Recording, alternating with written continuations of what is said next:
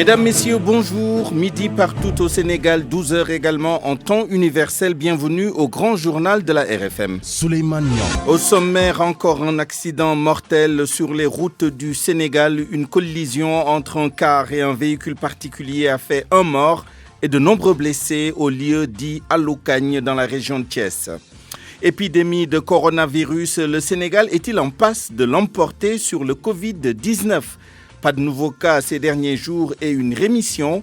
Radioscopie du dispositif anti-coronavirus dans ce journal. Dans ce journal également, l'éclairage des spécialistes sur les crimes passionnels, un phénomène récurrent au Sénégal. Dernière en date, le meurtre de Mariam Diagne Faye à Thiès. Et puis l'université Assane Seck de Ziguinchor, les étudiants réclament le limogeage du recteur et du directeur du Centre des œuvres universitaires à Dakar. Les bacheliers non orientés se font entendre. Les titres de l'actualité internationale avec vous, Anna Rocha, bonjour. Bonjour Souleymane, bonjour à tous. Épidémie de coronavirus, l'Égypte annonce son premier décès. C'est le premier décès d'ailleurs lié au Covid-19 en Afrique. Guinée-Bissau, la mission de médiation de la CEDEAO prévue ce lundi a été annulée. Elle n'a pas reçu l'autorisation d'atterrir à l'aéroport Oswald-Douvière de Bissau. Le Premier ministre du Soudan échappe à une tentative d'assassinat. Une explosion a touché ce matin à Khartoum le véhicule qui transportait Abdallah Hamdok. Rendez-vous dans une vingtaine de minutes pour le développement de tous ces titres. Les titres sport, Malal Diagne Junior, bonjour. Bonjour Souleymane, bonjour à tous. Paris Saint-Germain Dortmund comptant pour les huitièmes de finale. Retour de la Champions League européenne à huis clos. Le coronavirus est passé par là. Le club parisien face à un handicap sans ses supporters pour remonter le score de 2-1 de la phase aller. Ligue des champions en Europe, Ligue 1 au Sénégal avec la dernière journée de la phase aller. Teungueth FC, Jaraaf et AS Douanes se hissent sur le podium au moment où Niary Tally et Génération Foot nagent en eau trouble. On parlera également de basketball pour évoquer le cas Louga Basket. Rendez-vous dans le journal des sports pour le détail. Et puis, il y aura point de vue. Aujourd'hui, nous discutons de la criminalisation du viol et de la pédophilie à la lumière du débat sur les limites de la nouvelle loi quant à son application. À la mise en onde, Abdoulaye Diop. D'abord, cet accident de la route qui a fait un mort et 19 blessés, dont 4 dans un état grave. Un car de transport en commun Ndiagandiaye et un véhicule particulier sont entrés en collision ce matin à hauteur de Alocagne à l'entrée de Thiès. Cheikh Anta Diop. Un mort et plusieurs blessés, des blessés en larmes.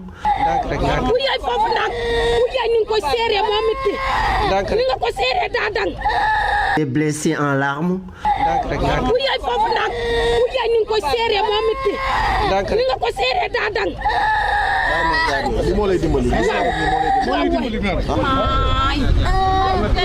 D'autres étalés sur des civières. Cela témoigne de la gravité de cet accident survenu à hauteur d'Alocagne. Capitaine Mohamedou Bobo Diallo, le commandant de la 21e compagnie d'incendie et de secours de Thiès. Effectivement, il s'agissait d'un accident de la circulation, plus précisément d'une collision entre deux véhicules, un Ndiagandiaye et un véhicule particulier, faisant 24 victimes, 4 blessés graves, 19 blessés légers et un corps sans vie. Les sapeurs-pompiers sont restés pendant des heures pour extraire le corps sans vie du véhicule. Quand nous sommes arrivés, nous avons constaté que le corps était coincé dans le véhicule. Avec nos matériels et les différentes techniques qu'on a, nous avons pu l'extraire du véhicule. Le commandant de la 21e compagnie d'incendie et de secours de Thiès exhorte les chauffeurs à la prudence. Pour lui, les excès de vitesse sont à l'origine de beaucoup d'accidents sur l'axe Thiès-Pout. Là, on commence à voir la récurrence quand même la recrudescence des accidents. Il y a quand même lieu de rappeler que les gens doivent se conformer au code de la route et puis limiter aussi les vitesses. Des ambulances et personnels de santé ont été mobilisés. Le corps sans vie et les blessés ont été évacués à l'hôpital Amadou Sakhir Ndiéguène de Thiès. RFM Thiès, Cheikh Anta Diop. Parlons maintenant de l'épidémie de coronavirus au Sénégal. Pourquoi notre pays tient encore le coup malgré la faiblesse de son plateau médical? L'explication se trouve peut-être dans la qualité de ressources humaines, des médecins hautement qualifiés, habitués à se frotter aux maladies infectieuses, qui sont appelés à la rescousse dans la sous-région. Mohamed Ali Mouba donne les détails.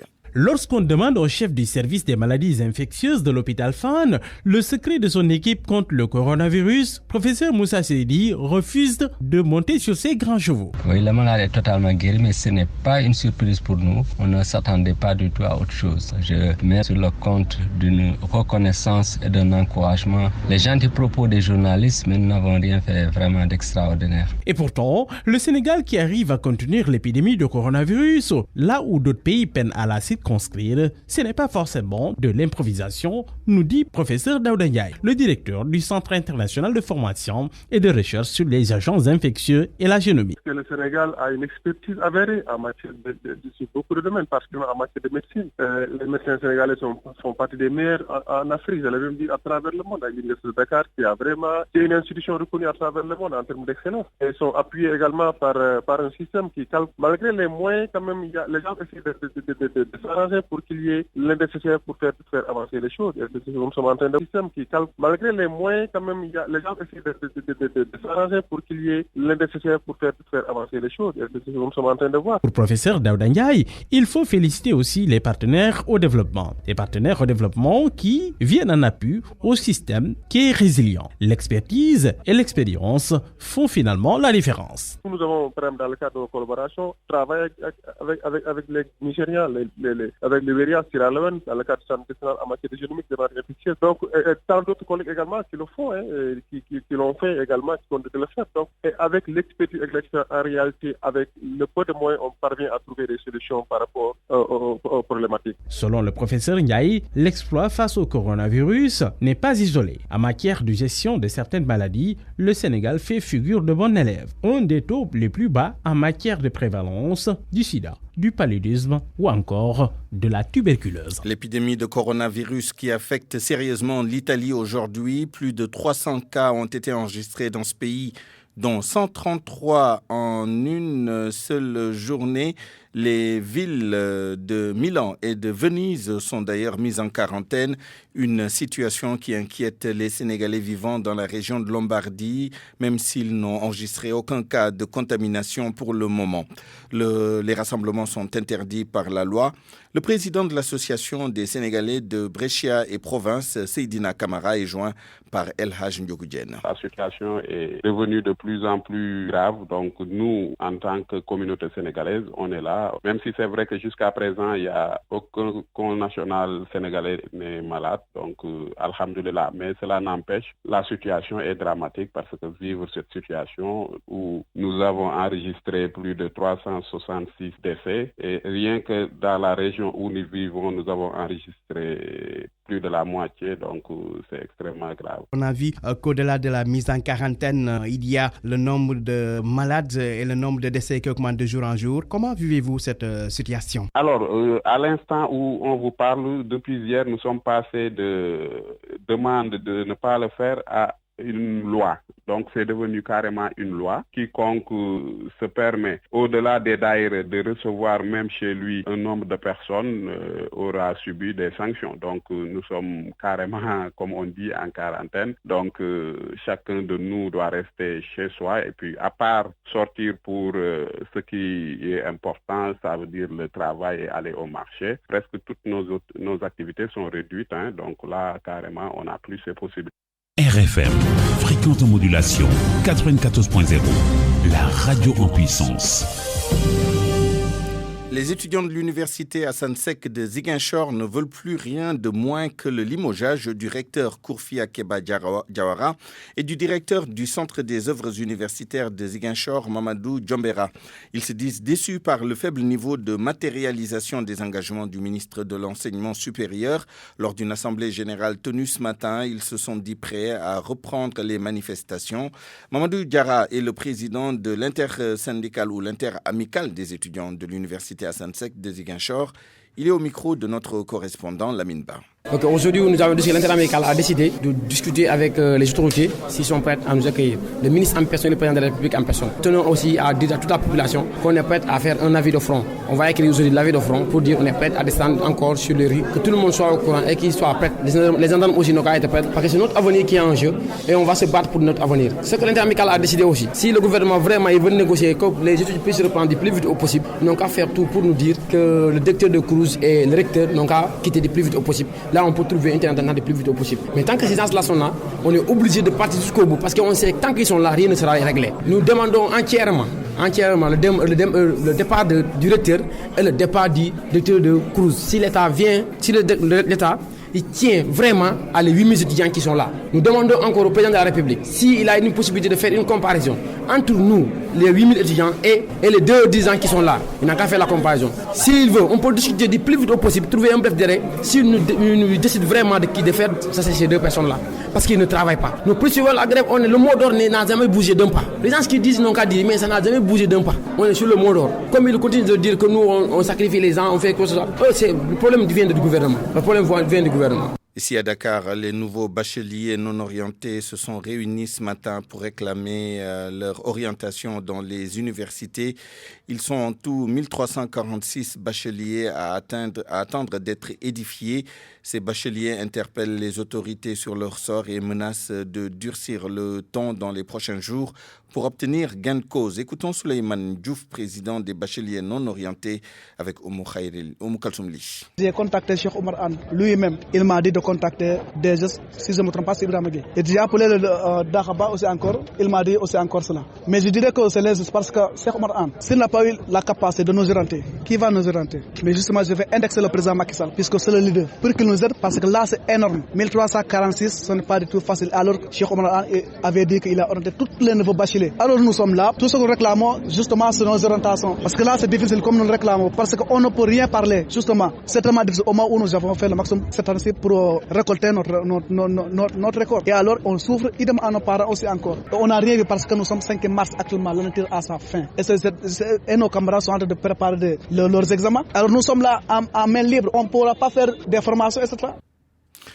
Campagne de commercialisation de l'arachide. La société West Africa Oil conteste la production d'1 200 000 tonnes annoncée par le gouvernement. Les responsables de cette huilerie disent attendre toujours le paiement de la dette de près de 3 milliards de francs CFA que l'État leur doit au titre des subventions de la dernière campagne. Joseph Ndong, directeur des achats arachides de West Africa Oils, était l'invité de RFM Matin. Quand on fait le total de la collecte officielle, nous en sommes à 455 240 tonnes. Donc 73 000 tonnes à peu près pour les semences, 26 400 tonnes pour la collecte des huiliers entre Copéol et Sonacos qui sont les seuls huiliers qui ont collecté cette année et 355 499 tonnes pour les exportations. Cela voudrait tout simplement dire qu'il y a encore environ 1 million de tonnes qui sont disponibles sur le marché parce que nous savons bien que la consommation locale des ménages ne peut pas atteindre 1 million de tonnes, alors que la graine, elle est devenue extrêmement rare. Ces chiffres ne sont pas réels. Ça fait plusieurs années que les chiffres officiels déclarés au niveau du ministère ne correspondent pas à la réalité de ce que nous constatons, nous-mêmes, les acteurs, sur le terrain. Alors, il y a quelques jours seulement, le ministre de l'Agriculture, ici même dans nos locaux, annonçait le paiement intégral de la dette due aux huiliers comme vous ou encore Copéol. Est-ce que c'est fait? En tout cas, les reliquats de la subvention 2017-2018 nous ont été payés à West African Oil. Donc c'est un montant d'un peu plus d'1 milliard 200 millions qui nous a été versé dans notre compte CNCA. Mais la campagne 2018-2019, il n'y a pas encore une seule somme d'argent qui a été versée. Oui, c'est pas encore payé? Pas du tout, ce n'est pas encore payé. C'est une dette d'un montant d'environ 2,9 milliards de francs CFA que nous doit encore l'État du Sénégal, mais qui n'est pas encore réglé. Allons à présent à Touba où les jeunes opérateurs économiques dénoncent une distribution partisane des financements de la DER. Ils l'ont dit à notre correspondante Mariama Diop. Des jeunes de la commune de Touba se sont laissés en rade par la DER. Ils dénoncent un programme sans grand succès dans la ville sainte. Cherfal, président des jeunes opérateurs économiques de Touba. Nous sommes là pour dénoncer ce qui s'est passé concernant les financements du DER parce qu'il y avait beaucoup de personnes qui étaient inscrites sur les financements. Jusqu'à présent, il n'y a aucune personne qui a reçu un iota venant des financements du DER. Concernant notre association, il n'existe ni femme ni homme qui a reçu qu'un iota du financement DER. L'association dénonce un système de financement sélectif et politique. Ils n'ont financé personne à Touba. Il y a des responsables politiques ici qui ont reçu leur financement alors que les populations sont laissées en rade.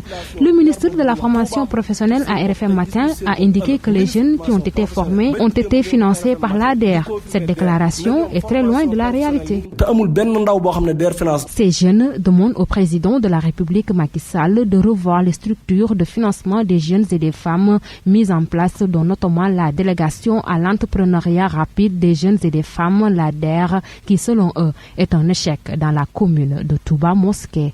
Mariama Diop, Touba, RFM. Le directeur général de l'ADER n'a pas souhaité réagir à ces allégations, mais Pape Amadou Sarr précise que les financements ont été faits sans aucune considération politique et en toute transparence. RFM, la radio de toute l'actualité. Il avait menacé de la tuer si elle se mariait à un autre. Hassan Gueye est passé à l'acte, abrégeant la vie de Mariam Diagne Faye. Les deux protagonistes de ce fait divers tragique à Thiès se connaissaient et l'assassin nourrissait l'espoir d'épouser sa victime. Crime passionnel ou simple règlement de compte d'un homme éconduit?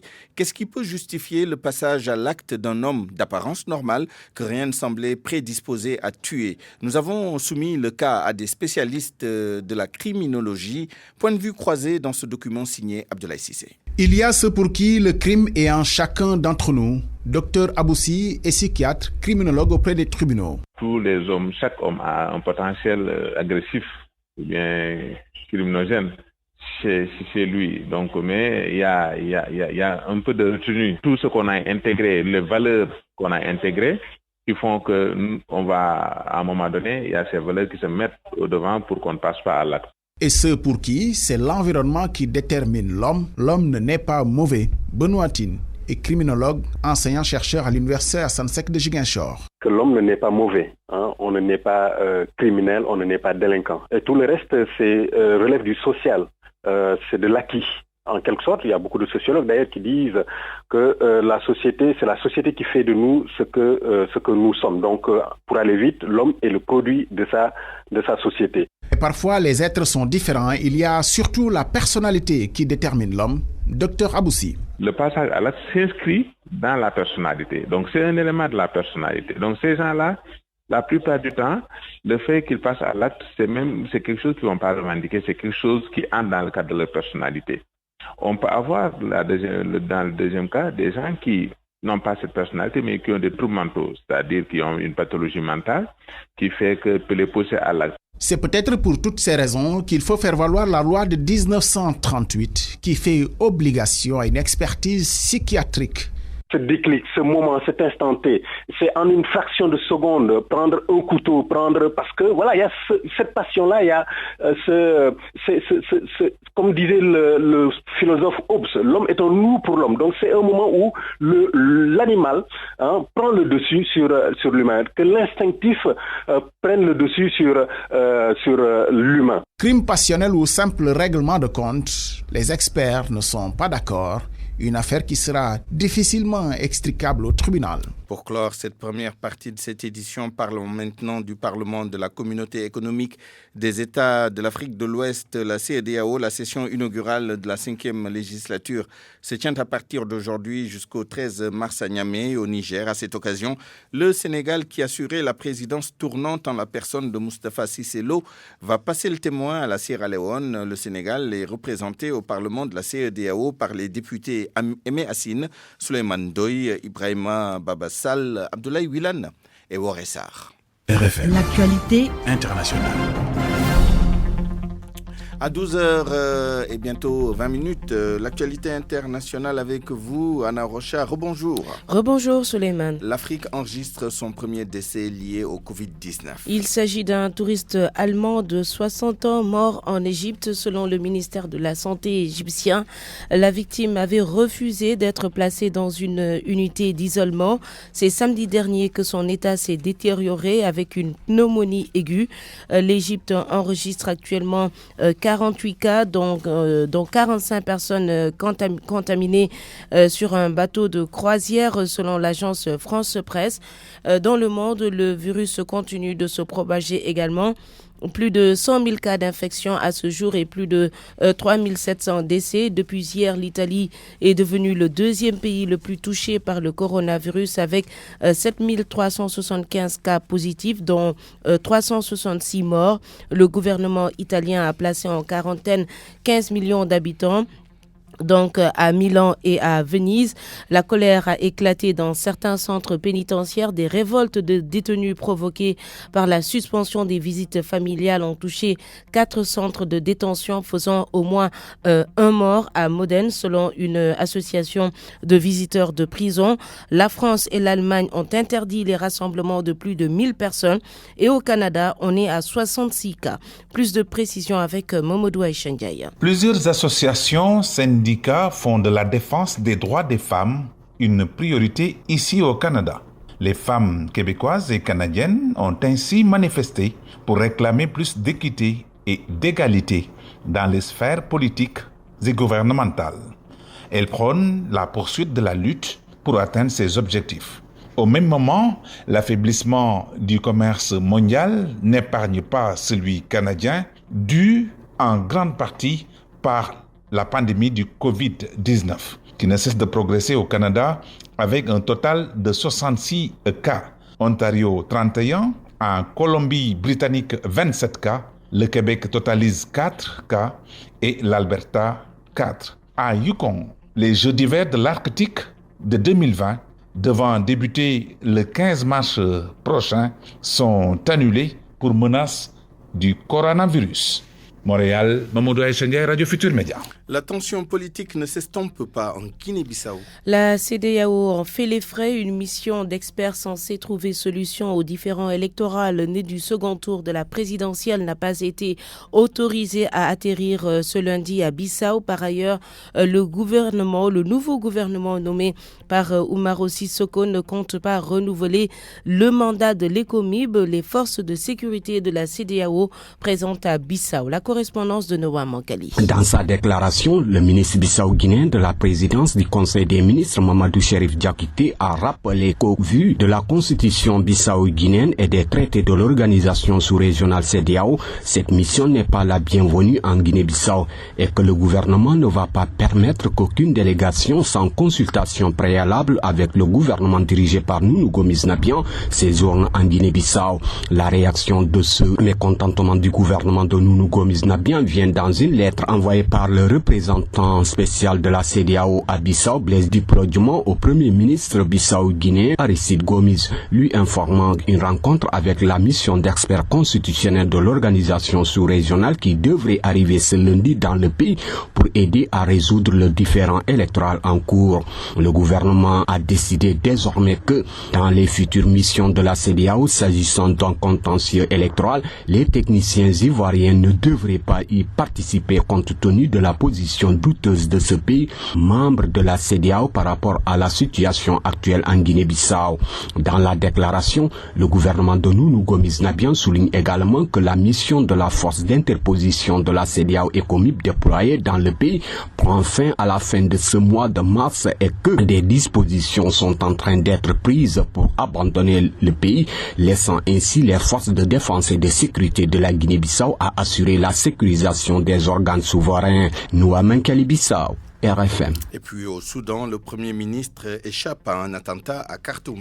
C'est arrivé ce matin, Souleymane. Une explosion a eu lieu au passage de son convoi. Les autorités soudanaises assurent que le Premier ministre se porte bien.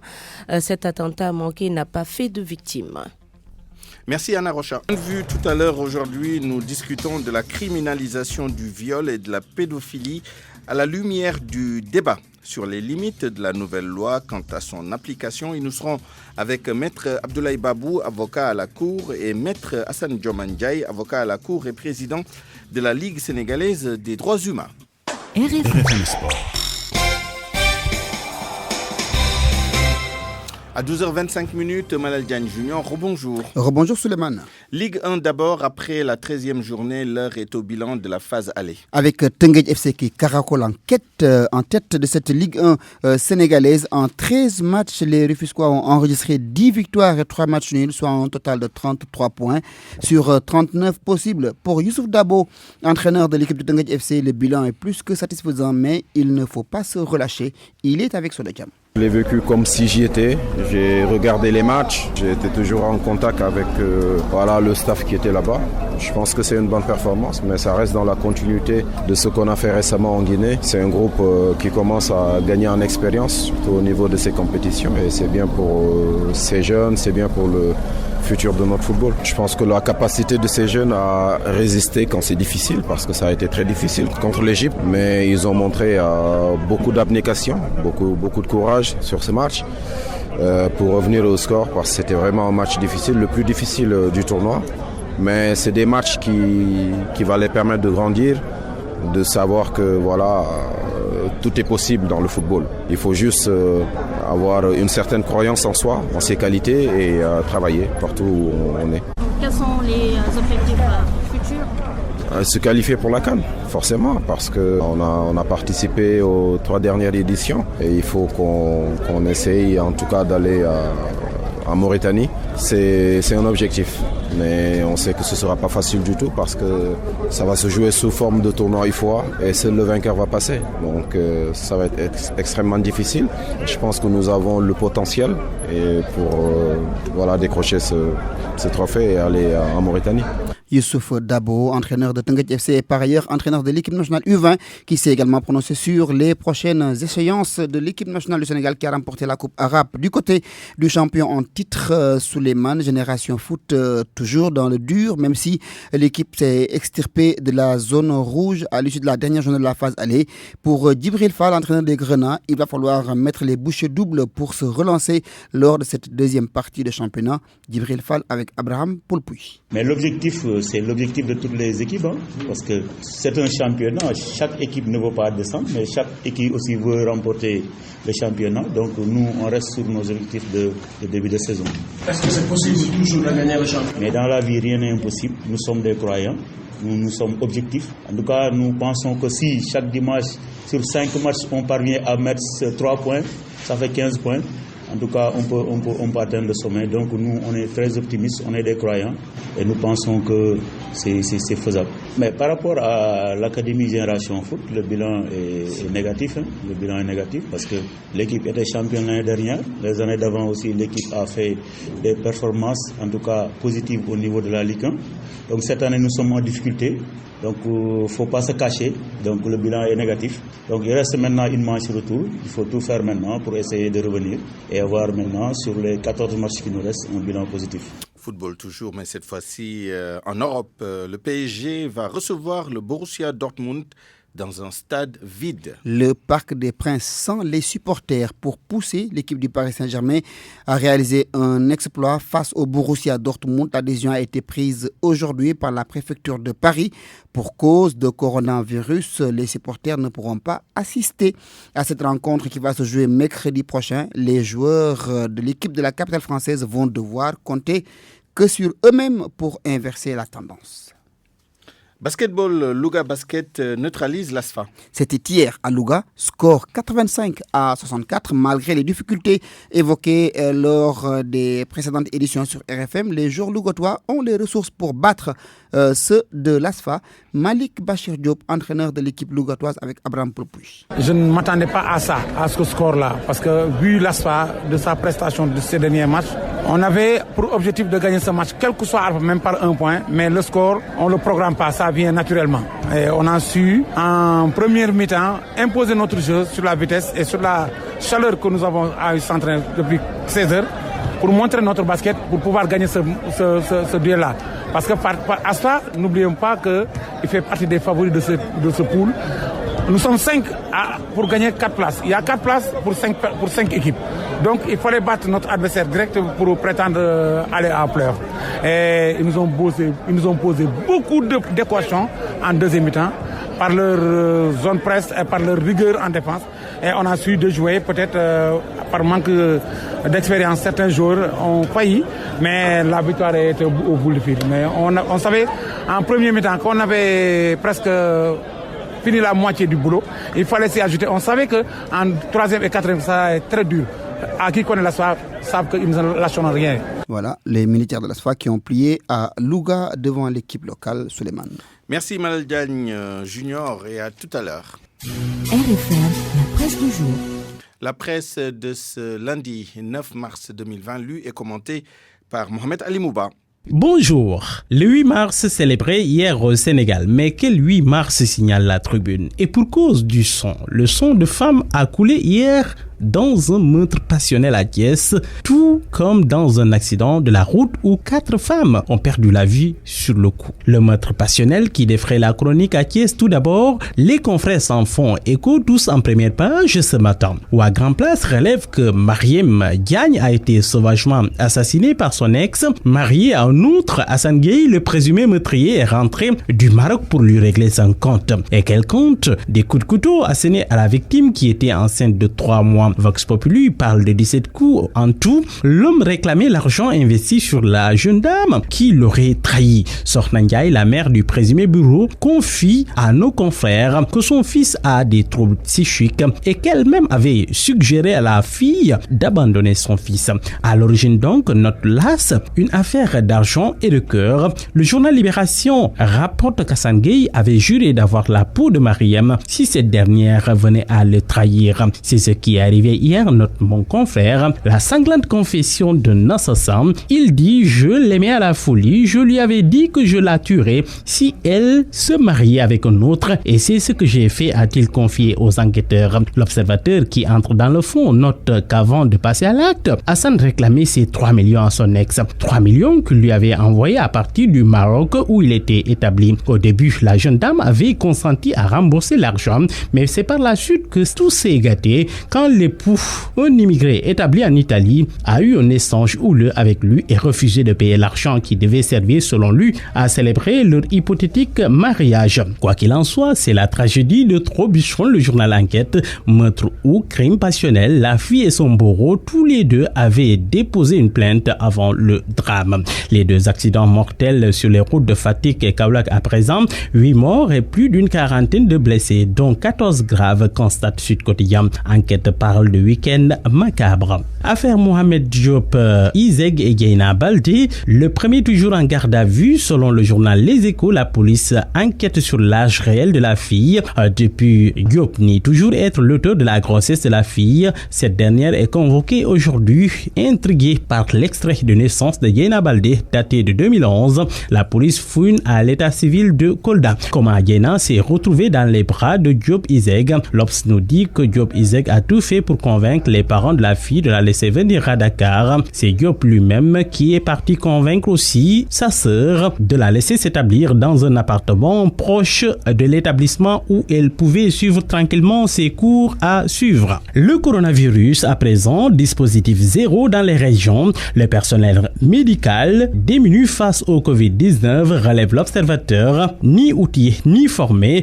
Toutefois, aucun cas de coronavirus ce week-end. Des cas suspects exfiltrés d'un hôtel à Thiès, remarque encore l'observateur. Les 4 tests du week-end négatifs, pas de nouveaux cas. Le Sénégal en reste à C3, informe Vox Populi. Leur état s'améliore, informe Le Soleil. Et pour le patron du service des maladies infectieuses de Fann, professeur Moussa Sedi, la guérison du premier cas n'est pas une surprise pour son équipe. Ce dossier réalisé par l'observateur à présent, bâtiment en ruine, emploi, menace, exonération, la mafia autour de la commercialisation du fer à béton de mauvaise qualité qui constitue de nos jours une bombe à retardement qui expose la vie des habitants en fragilisant les immeubles au Sénégal. Le confrère nous dit que ce deal à haut risque contribue aussi à enfler le taux de chômage en contraignant les entreprises formelles du secteur de l'acier vers la faillite. Une situation alarmante mise à nu par l'observateur. Et puis sport, à la une de Record, buteur et passeur contre Bournemouth, Sadio redonne des couleurs aux Reds. Le journaliste Stade Quotidien remarque pour sa part que Liverpool s'en remet à Sadio Mané. Il a eu 7 passes décisives et 14 buts. Sadio en feu à Anfield avant la réception de l'Atlético. 22 succès consécutifs en championnat à domicile. Et puis dans Sululamb, l'acte 2 clash le fils de Dogol. Boy Niang 2 veut brûler les étapes. Il dit aussi que battre Boy Niang 2 ne lui a rien apporté. Prêt toutefois à donner à Tapha Tine sa revanche. Bonne lecture à tous.